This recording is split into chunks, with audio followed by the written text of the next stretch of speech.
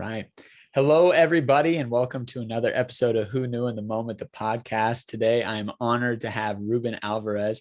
Ruben has a fascinating story and is quite the entrepreneur with multiple businesses. So it'll be exciting to hear a little bit about, how he got into entrepreneurship and how he's had success there and how he's continued to start more and more businesses. One thing that I found out about Ruben is that he loves the word undeniable. So if he says that a couple of times today, don't hold that against him. But Ruben, thanks so much for being on today. Yeah, man, absolutely. I'm excited for it. I think this is the first podcast that has to do with like actual me having to center like on a specific moment. So I'm excited for that.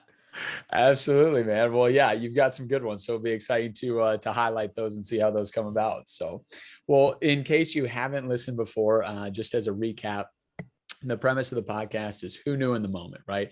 So those moments in our lives where in the moment, we're not entirely sure exactly what it's going to lead us to. But as we look back in hindsight, we can see that was a pivotal moment. And this is how we've gotten to where we're at. So Ruben, start off and just answer this for me. Not everyone is an entrepreneur or an entrepreneur at heart, but was there anything growing up for you that led you into the entrepreneurial world or got you started thinking about that? So two things, right? First one, I grew up without a father, so I just felt like I had to get along with everyone because I really didn't want to get my ass kicked and then have my mom, pick me up from school. So that was the first one, right? Like I just always wanted to make friends, so I was very social. I didn't know people very like well, like on a one-on-one relationship, but people knew my name and I knew people's names, right? Like somebody came in and said, "Hey, do you need a pencil or something?" I'd be like, "Yeah, John, whatever," like so stuff like that. The second thing is like when I got into, I believe it was middle school, I started selling candy. And I thought, like, honestly, I was like the only one, right? Because, I was selling Mexican candy. That was the thing that was probably a little bit different. And it was Yeah. in a primarily like white dominant school. So there was, this was back when they found out that there was lead in Mexican candy, right? So a lot of people were with it and like they loved the Mexican candy. And then there were a lot of people that were like, lead. And they like went like, and they hated me for it, right? But, Right. I thought I was always like alone on that, right? And then only to find out that a lot of entrepreneurs have actually had that same story of selling candy. And I'm like, oh man, I'm not alone, because it was a little shameful at first to be like, hey, I was selling candy, I got caught, I got slapped in the wrist. I was told to stop or else I'd be suspended. And that's kind of how that went. So those were kind of like the two things that led me into like entrepreneurship at some point. Yeah, you betcha. I love that. I think a lot of people when they're younger do have some of those entrepreneurial things. For me, it Mm-hmm. was I had basketball cards. I was a big fan of collecting basketball cards, Uh-huh. but I would repackage some of the not as good ones with one good one, and I would keep the other good ones for myself, and then I'd sell them for a discount. But there are cards I didn't want anyway. So Yeah, I can yeah, yeah. understand you on the entrepreneurial side there. Yeah, that's intense, man. Did you actually like seal them back up? So I bought clear packages and then I Uh-huh. repackaged them into something else. So I'm sure if Tops, were to want to look into it, they could sue me for it, but it's all Yeah. good. Yeah, that's awesome. Yeah. No, so that's good. Okay. So we get started there. Now, you mentioned, hey, growing up without a dad, obviously that impacts a person. Would you mind just talking a little bit about the impact that that had on your life growing up, but now for you as a father? Yeah, so the really weird thing about growing up without a father, that I'm sure a lot of people are gonna be able to relate, whether they grew up without a father or a mother, is that you have like this void, and then once you have kids, you almost not you don't feel bad for them, but you're always like, hey, look, this is what made me into the person that I am today, like the strong person, the aggressive person, the ambitious person. Am I doing them a disservice somehow? Like Yeah. how are they going to be strong? How are they going to be like when I was in second or third grade, I can't remember exactly when it was. I learned how to play chess. Like my mom didn't know how to play chess. Like my father wasn't around. We grew up in a trailer home. Like it just wasn't in the cards for Ruben to learn how to play chess, like to understand it. You know what I mean? Yeah. And I learned how to play it. And there was a tournament where they were showing us how to learn how to play it. And within a week, I came in second place of the tournament. Wow. So I'm like, okay, how is my son gonna learn that? Like that, just like I have to learn how to do something, right? Yeah. And so it's in a wrong thinking, but it's only because I've never been shown how to think correctly on that. And the thing is that my son can still learn and he's still gonna have his own like demons that he's gonna have to face. The only difference is that he's actually gonna have somebody to not say, hey, I'm gonna take away those demons, but here's how you actually have to face them. Yes. That's great, man. I love one, the positive mindset on the whole outlook, but two, just understanding that, yeah, it will be a little bit different for your Hmm. son, but you can still teach a lot of the same principles that have been invaluable for you. Yeah, exactly. That's great. Okay. So in today's world, you're in one type of business, but at one point you were thinking the culinary route would be the route for Ruben. So let's talk a little bit about the culinary jaunt and what was Yeah. going on there. Um, it's the same thing I tell everybody. I like to eat. I don't like to cook, and that's pretty much what it came down to. And I think when you're young, you just don't understand the difference, Yeah. right? And that's the problem. See, the biggest issue that I see is like, yes, I made a mistake. I'm willing to pay for the mistake. All that's fine. No, no, like you don't drink till you're 21, right? I really think that the same thing should apply 21 to 25 ish, sometime around there. You shouldn't be allowed to let people borrow more than like $10,000 until they reach a specific age. Mm. Because honestly, like a lot of people don't really think that like they're like, I'm gonna do this, and then they get into it and then they end up changing career because you're not mature enough to really know what the difference is. You're just like, I need to get a job, I need to get a career. Like when I left the culinary, I was making a few dollars more than what I would have if I would just like, started it somewhere else. Right. But what I do appreciate about the culinary is that pretty much they showed me shut up, put your head down, eat dirt. There was a time where I got like my finger burned like with an oil spill, and I had this big blister. Kept working through it for 4 hours, and finally I said, "Hey, I'm tapping out." Didn't used to take bathroom breaks, right? Pulled a hot pan out of the oven, put it on the stovetop. Didn't realize, and I was like, "Oh my god, my hands burned." Kept working through that. So you like perfect for entrepreneurship, right? Like Yeah, that's like right. That's right. you get your teeth kicked in and it's like, okay, good. Like I'm sorry, but keep working, So that's the one thing that I do appreciate from it. Was it worth, like the 35 grand? Absolutely not. Well, so something I want to highlight there, though, and I think that's a pivotal thing for a lot of people is being able to look at examples or situations and Mm, correlate them to other things, right? So, yeah, you may have never actually burned your hand while being an entrepreneur in this next go around, yeah. but it's that idea, right? Like, hey, something didn't go as planned, and I had to work through it to just get past it and keep moving forward. Yeah. Yeah. I mean, it's so I did that, and then I don't know if you want to move on to like the next thing, but I worked like 9 years in manufacturing and stuff like that, and it was the same thing. Yeah. Like really bad boss, and like abusive in a different more verbally, psychologically, but it was Mm. like the 70s type of mentality where it's just like, shut up, I'm paying you, keep working, then it would be good the next day, then sales would be low, and all of a sudden it wasn't good.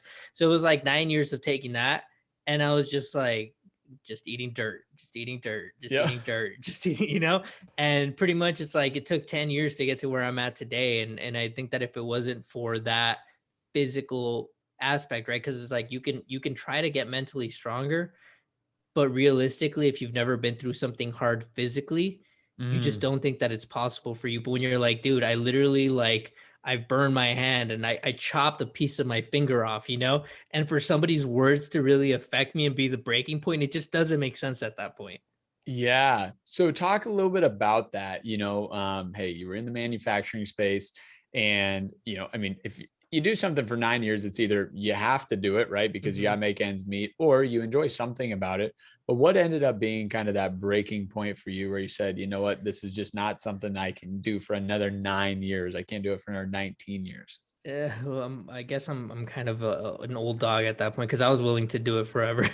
Yeah. It was pulled away from me. Mm. And that's the problem with putting your faith in other people, right? Like you put your Yeah. faith in other people, but it's very stupid and it's very immature of me to believe that somebody else should have my best interest for like their best interest should be my best interest, when in reality it's their best interest should be their best interest. So for me, like me, I wanted to make partner, right? And Hmm. it was never like verbally said, Ruben, like one day you're gonna be a partner. But like I was the guy's like right hand man. I would take care of all the sales. Like I was 25 years old doing all of his sales when he had just got rid of like revolving door, three sales manager. Nobody could deal with him. I was managing, it was $14 million worth of sales at a time, being Yeah. 25 years old.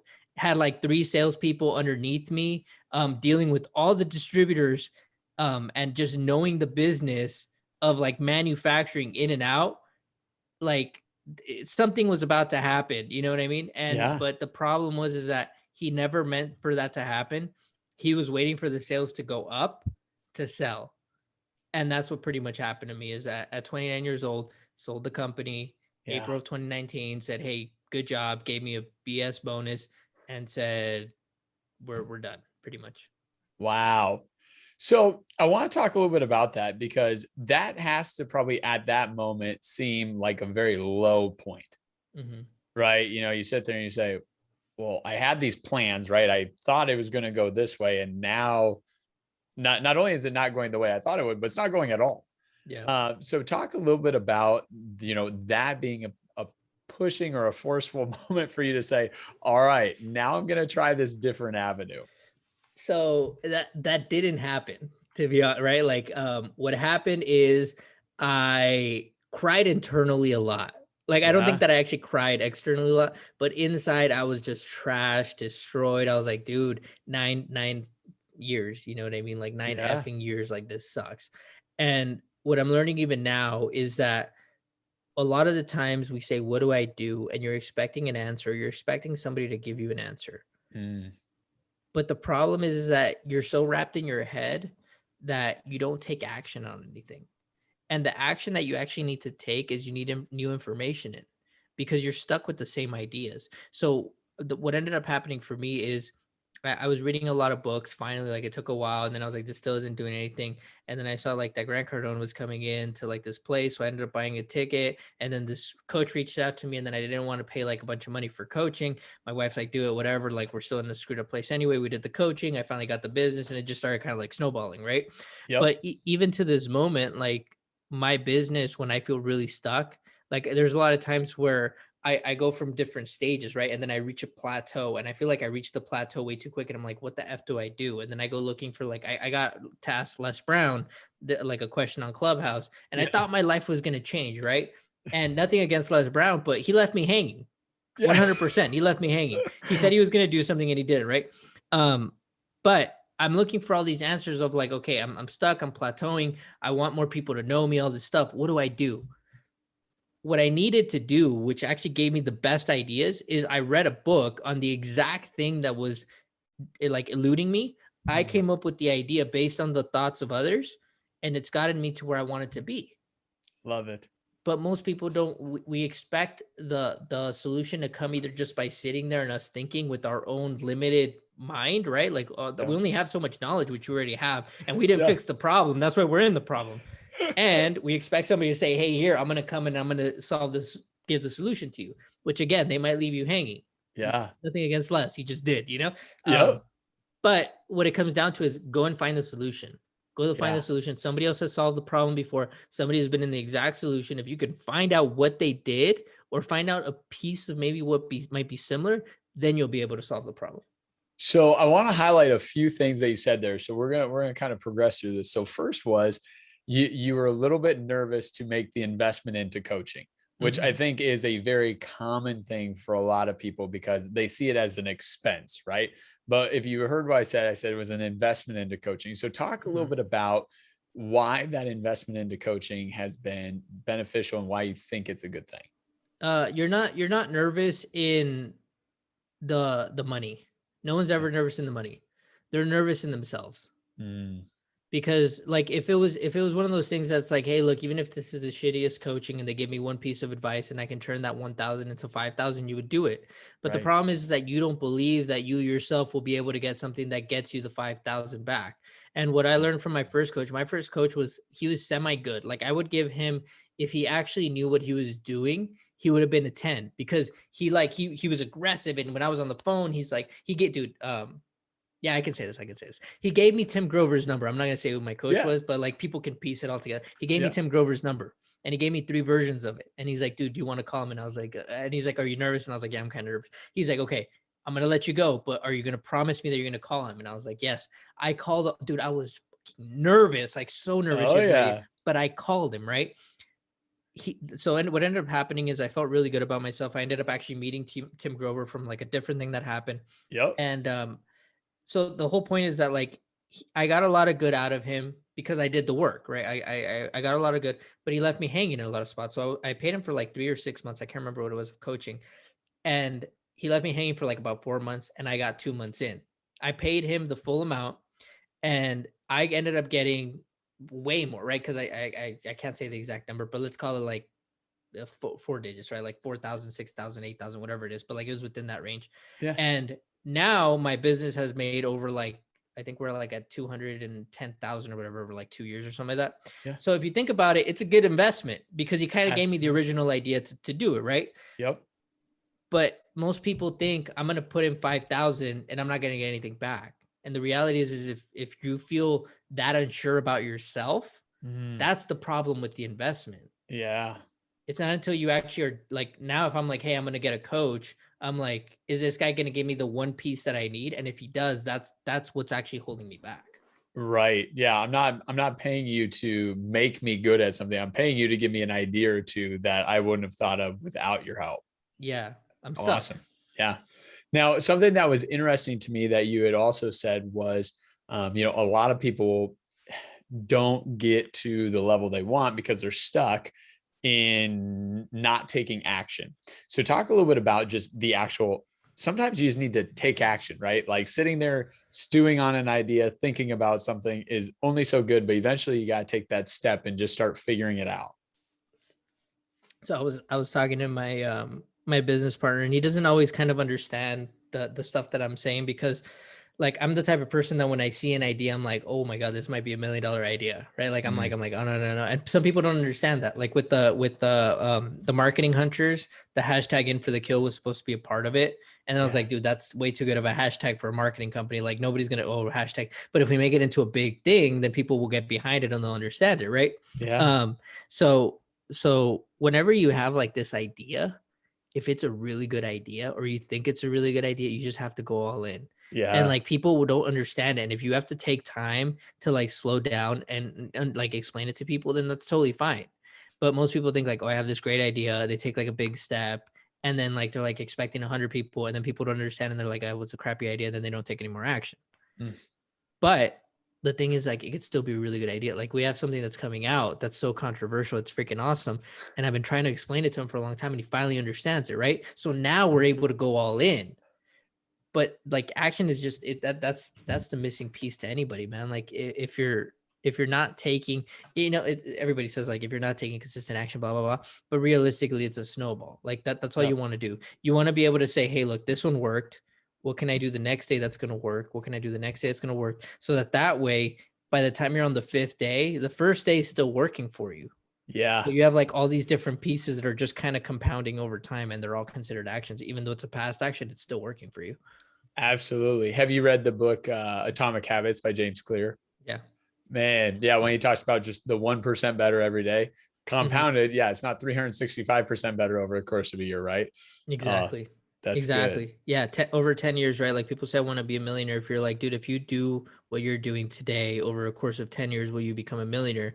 The answer is pretty much yes for Right. anybody, Right. regardless of who it is.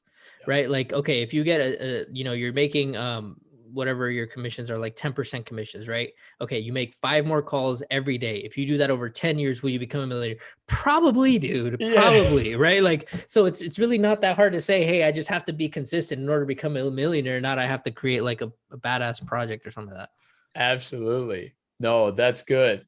So you and your wife began a company called Marketing Hunters. Hmm. So talk a little bit about how the idea for that business came to be and how, well, I'll ask the second one. How the business idea came to be there. Yeah, so it was based on that coach, right? That Yeah. coach. It was right after the business was sold. It was like August, so like no, and it was like July, and a few months had gone by since the company had been sold, and the guy tells me like, okay, well, you paid me this much. He's like, here's how you're gonna get your money back, and he's like, you start a business and you write off everything for the first 2 years. So like, he's like, if you write off like 7 grand worth of stuff or something like that, then you get your 7 grand back plus more in your taxes, and there's my fee.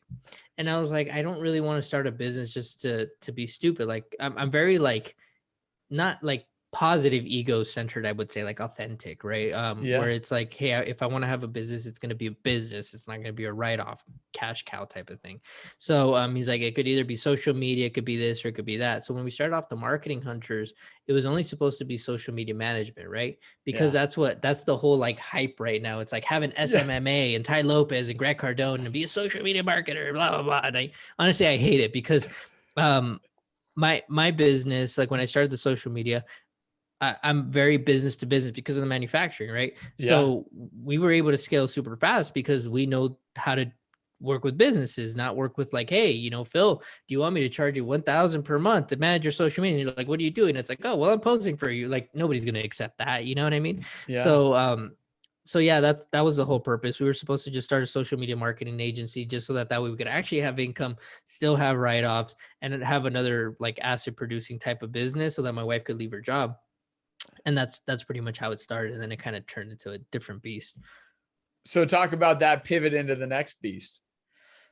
So it's growing every day, man. Like Yeah. yeah, it was social media management, and then we realized my wife could do websites, so we're like, okay, we have a recurring monthly supply, and then we have one shot type of supply, right?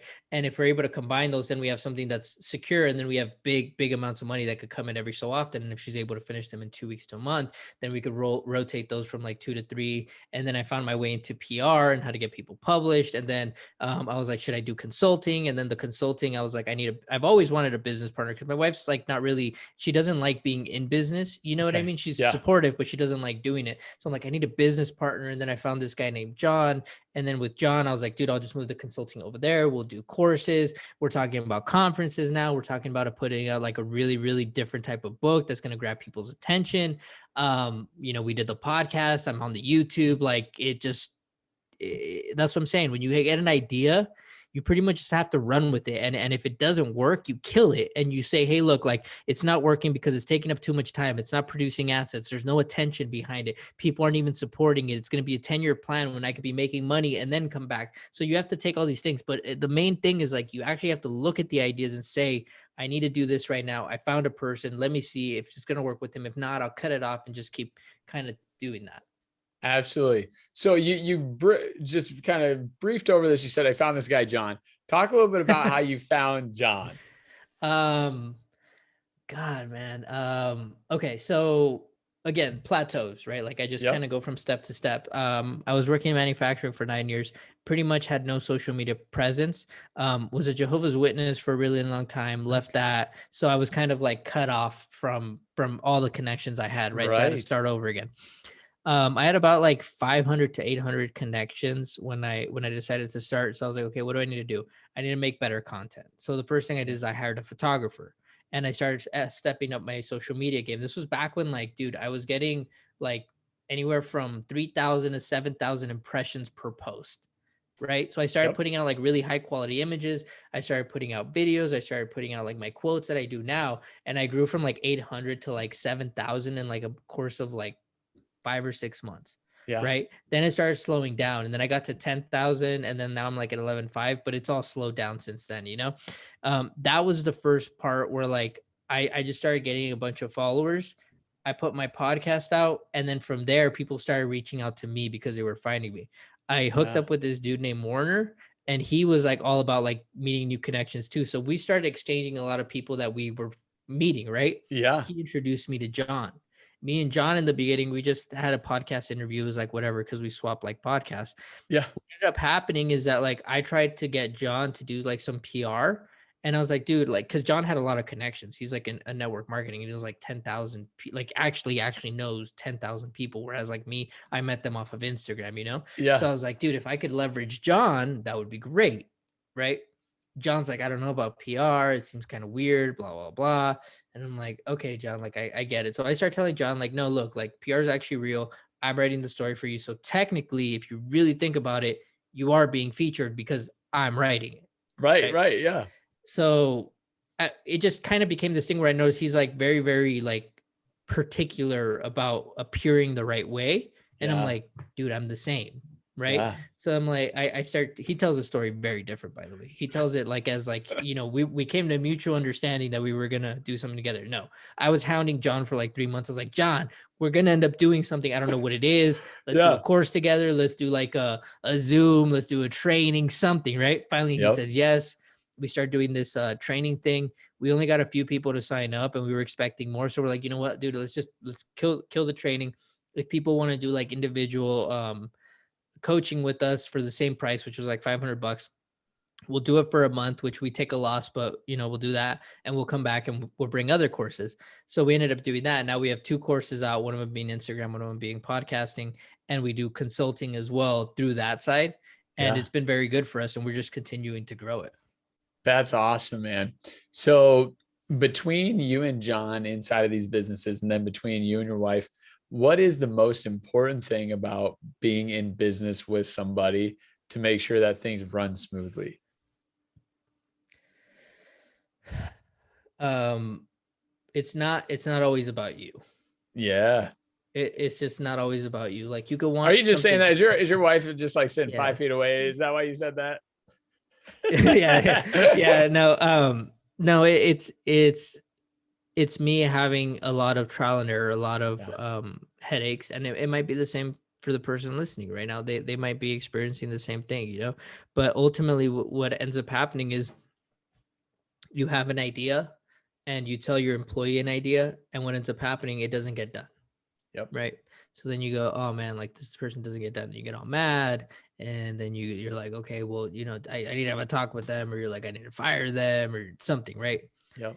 And they just had a bad day. Right. And when I look back, I'm like, okay, it's been a year, a little bit over a year and a half that we've started this business, and everything's gotten done. I'm like in 2 years, I've done more than I did 9 years in manufacturing. Yeah. And I was so mad one day at someone, and I could have fired them. I was pissed off at them. Like I was so like wrapped in my head and like all these different things. And where you're at now, it just doesn't matter. You know what I mean? So like sometimes like a project could get dropped, the customer could get angry. Like just let it go. In the grand scheme of things, just let it go. Like and especially like the people that I hire, most people are so okay with like hiring outside, right? Because they're like, I need somebody now. Yeah. Every person that I've hired, I know personally. My friend's wife, my wife's cousin, my wife, a friend that I've had for like a year and a half on social media is my sales manager, John, that I met through like, a long time. Yep. I know every single person, like, and it might take a little bit longer, and I might not be able to take a project on faster, Yep. but that's fine. And I don't have the problems of like, oh, I hired a meth addict, and he's like, he's leaving behind his needles, and like he puts his beer cans everywhere. Like I don't have that problem, because I Right. I don't mind like finding somebody who actually needs the job, that would benefit from it. And if like I've had somebody that I knew personally like leave me, and it hurt at first, but I'm like, whatever, dude, like he had to leave, like it's all good. Yep. But that's pretty much how my business is run. So it's like it's just not always about you, and take it slow, and business will come regardless. Absolutely. Now you talked about earlier one of the neat individuals you've had the opportunity to meet, Tim Grover. By the way, to Ruben's point, Tim Grover trained Michael Jordan, so kind of a big deal. If you watch the Netflix season, The Last Dance, he's on there. But Tim Grover's got a lot of his own great content. But you've also met people like Brad Lee, and on your podcast you had Tim's story. So talk a little bit about how you got connected to some of these individuals as well. um I just think I'm highly blessed, man. Like part of Yeah. it's like the whole like taking action and stuff like that. Yeah. But I think we actually put it in our podcast too. There's a specific way that you need to talk to people, especially people of that caliber, right? They don't want a fanboy. They want Right. somebody who actually appreciates them and knows what their work is and stuff like that, right? Yeah. So there's a few ways. Like dude, it's crazy. Like do you know Bobby Castro? Like he was on the podcast Yeah. too. Who else recently? Jesse LaFleur reached out to me, for like the guy from like he's a big time parkour guy. Yeah.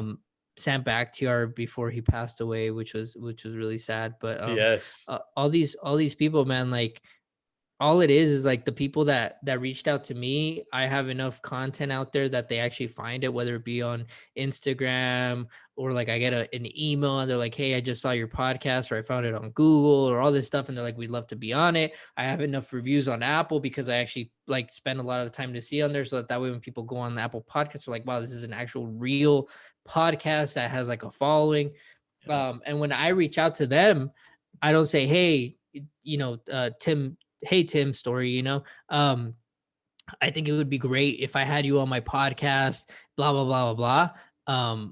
I just say, hey, I've been following you for a while. The thing that most impressed me about you is blah blah blah. I just wanted to say thank you first of all, like above everything else. Thank you for everything that you're doing. Really changed my life. Appreciate it more than you can ever know. Second, I have a podcast. This is the description. It's about ambitious people. It's about the modern day hunters. Blah blah blah. I believe you would be a great fit. Let me know if you think the same. Peace. Yep. No, nothing else. Yeah. No, like, hey, it's this long, it's Right. audio, is it nothing. Let them Yep. say yes or no, And Yeah. what I found is everybody says yes, and they're like, email this person. I email them. The person takes a while maybe to email me back. I'm not rude to that person. They end up coming on the show. Um, Absolutely. yeah, it's just it's a crazy life. A lot of what I do is pretty much I throw something out there, and if it comes back, it comes back, and if it doesn't, it just doesn't. That's great. So, just in the different episodes of your podcast, obviously a lot of great content on there. We'll include that in the description down below. But Ruben, for you, what's one or two things that you've either noticed in your conversations, or I guess kind of underlying consistent themes that have stuck out to you? Man, you're asking good questions. You're asking very good questions. So let's see. There, I guess there's two different types of people that I have on the show at all times. One Yeah. of them is the people who have made it by the classifications of a lot of us, right? Like Yep. 90% of us would say, hey, that person has made it. The Yeah. other the other half of the people that I'm interviewing are the people who want to make it, the people who Yeah. are on the way up, Mhm. right? So I think the people that have actually made it, their main thing is always about time and giving Yeah. back, right? So they're always saying like Bobby Castro, dude's worth, like, he left at his company valuated at like $3 billion, walked out with like 300 million or something like that. So I straight up asked him, I'm like, how do you actually validate spending an hour with me if that's how you view your time? And he Yeah. goes, because I work so much, I didn't give time to anyone, and now is the time to give back. Now is the Mm. time to share. Now is the time to do all these things, right? And that's what it is. Like, everybody just wants to leave behind a legacy once they made it. So the people who are coming up, and I ask them like, hey, what are you doing to make it? They say, I'm busting my ass and all this other stuff. And I think that there's this disconnect of like, what are you doing for your legacy when you're coming up? Yeah. Are you giving back? And I'm not saying like selfishly, like, going on shows and everything saying you're giving back, because reality, you're doing it for you. I Right. mean, like, do you take a day off a week to be with your family because it's actually important? Are you actually spending Saturdays and Sundays off? Or does your work demand more of your time? Like, are you able to leave a legacy without spending 80 hours a week working, because that's what Yep. we were taught to believe. That's good. So there's two things I want to I guess elaborate on there. So one was, Mhm. you had said, people that feel like, hey, they've actually made it. And I don't know about your experience, but my experience of surrounding myself with high achievers, high performance individuals, is that it's almost as the more they accomplish, the Mhm. less they feel like they've made it, right? And they feel like they've got more that they're working on. And that's such an interesting thing, right? Because from a perception, if you're not at that same level, you're like, man, they've made it. And when you talk Yeah. to those people, oftentimes they're like, oh no, I'm not even close to where I think I'll Mhm. be. And I just think that's such an interesting thing.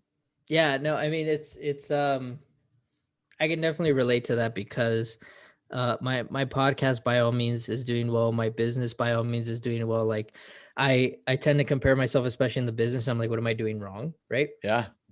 But what's funny is that, what is it? I think it's 90 to 95% of all businesses never make over six figures or something like that. Wow. Okay. Yeah, it's like stupid high number. And then I had heard it once, took a while, heard it again, and I'm like, oh, that's true. So then I'm like, dude, in my first 12 months, I made more than six figures. So I'm ahead, right? Yeah. But you always think like, okay, but why can't I break that threshold? Yeah. Right. So yes, I'm above the 90, 95, but who cares? Because there's still something that I'm missing. So it's like, no matter what happens, you're always like, why am I missing something? Why am I not smart enough? What am I missing? What's the secret? Give me the juice, like, Mm, and, YouTube, a lot of people don't make it on YouTube either. Right. My channel is monetized for one, right? yeah. I'm at like 3,700 subscribers.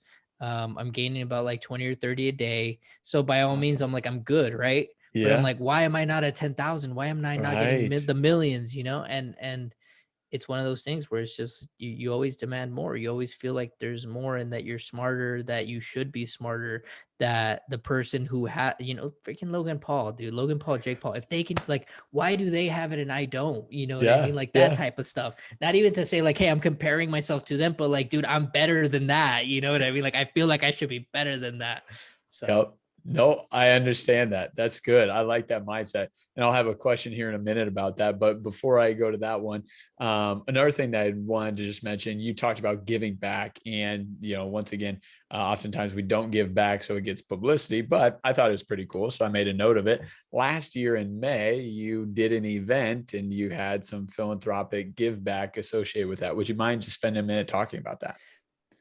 yeah, so like you said, I usually don't talk. That was one of the things, but I had somebody actually call me out, and I think that that's the problem with it is that whenever we talk about give back, people are like, oh my god, look, this guy, he's doing it for publicity or whatever. And when we don't, and then we end up buying ourselves something nice, people are like, oh my god, you're buying something nice, why'd you ever give? So like, I was like, dude, I can't believe this. Like, I honestly can't, right? Because last year, I put this in a podcast, I gave like 10% of everything that we made. 10% I gave that back, Yeah. whether it was donations, whether it was GoFundMe's, whether it was like people that suffered with COVID, like all that stuff, I ended up giving it back. And what led me to that was that I bought some Gucci shoes, and somebody was like, how dare you talk, like, you're posting about all the stimulus and the PVPs and all this stuff, and you're buying, and I'm like, dude, F you, dude. Like all I do is give. And I guess I actually have to talk about it more, Yeah. because if you don't, like, people just have this wrong idea that you're just like a person who only talks about money, and like, I've made it and look at my accomplishments. But yeah, in that event, it was for women's breast cancer. Yeah. And what I learned from that is that find something, because like I felt good about it, but I was the wrong person to talk about it. Mm, That was what I learned from that event. Whenever you have a cause that you want to donate to, make sure that you are the right voice, because if right. not, you're expending energy that you could actually be raising money for something else that people would listen to. And in that event, I did raise some money, but it wasn't a lot. And the reason was is because it was for women's breast cancer. And I felt really bad for Reba, because she's doing so much that I wish I could have raised more, right? So like, I pretty much matched what see, it's hard to talk about, right? Like, I'm like, I matched, oh, me, hear me out. But I matched what was earned with my own money. If I would have talked something about like kids without fathers or something like that, I Mm, feel like I could have raised like 10 times, 20 times more, yeah. because people would have actually listened. People would have been like, oh, I know Ruben suffered through that, blah, blah, blah. So if you're gonna raise money, if you're gonna do something, make sure that it actually really, really aligns with who you are, and you'll actually be doing a lot more good than if you just kind of want to say, hey, I really feel bad for her, and I just donate some money, and Yep. then let other, because she's doing her work too, and they're Right. gonna donate that way. You can do a lot more good for someone else.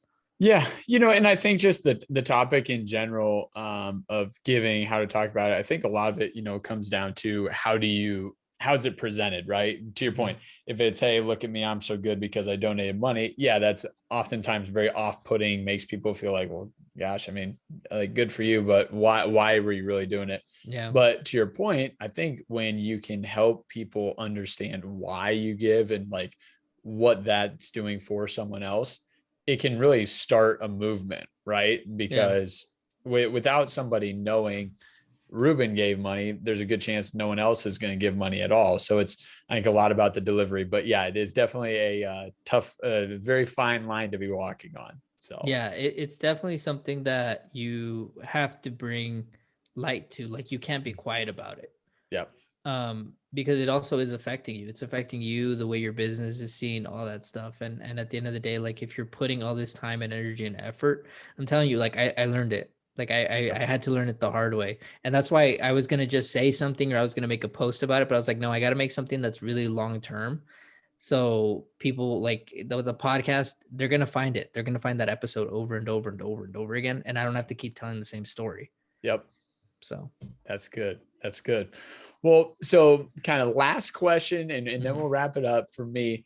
So this idea was presented to me years ago, and it's just something that I always like to ask high performers, and that is, it's the idea of blissful dissatisfaction. Okay. And so there are certain people that say, you know what, I reached this certain level, I hit my first goal, and now I'm just going to plateau because I finally hit my goal. Right. Then there are other people that I think probably you and I would fall more into this camp. And it's like, well, I hit this goal, but now what? Like, what more can I do? Or what can I do next? And so we very rarely take any time to enjoy our accomplishments because we're always on to the next thing. So for you, how do you balance that, taking, gratitude and happiness from, hey, I hit this certain goal, but not losing the drive to get to the next goal? man, that's a complex like answer. Like my brain is firing like every cylinder that's in there. I don't know if this is gonna answer the question, right? Yeah. But here's the best way that I can kind of put like our addiction, right?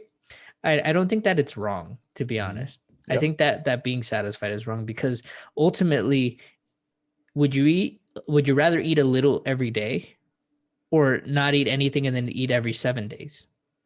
And you can't. You need food. You know Yep. what I mean? So it's like if you don't eat, you're gonna starve. So it's Yeah. like you can say like, okay, well look, I'm gonna go hunt and I'm gonna go hunt this big freaking deer, right? And then you're just like, dude, this deer that I just hunted was like massive, right? But then, after like 2 days, the deer doesn't really taste that good anymore. Right. Deer starting to spoil, it's starting to rot. You see an elephant, you know what? Like the deer was actually too lean. And you're like, oh, dude, this elephant's got some meat on it. It's like, Ruben, why would you go hunt that elephant? It's like, dude, it just looks more delicious. You know what I mean? So that's the thing is like, I don't think that we're meant to be satisfied. You know what I Yeah. mean? If I lose an arm and I'm like, dude, I don't want to go hunting, I think people would understand, but that doesn't mean that I can't do other stuff. Right.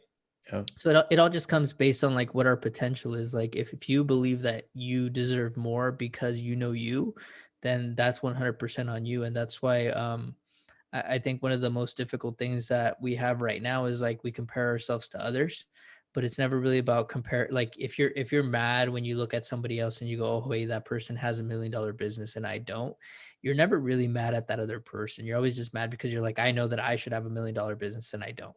Mm, yeah. Yeah. And I mean, let's be honest, comparison ruins a lot of joy in the world. Yeah. Oh, Yeah. that's good. That is good. Well, Ruben, I appreciate the heck out of your time today, brother. It's been so much fun to have you on the episode and to hear just the number of pivotal moments from culinary school, right, to manufacturing to now into the entrepreneurial space. All the great things you've already done, all the great things you're going to continue to do. So thanks so much, my man. Yeah, man, this was great. You asked like really, really good questions. Well, thanks, brother. I appreciate it.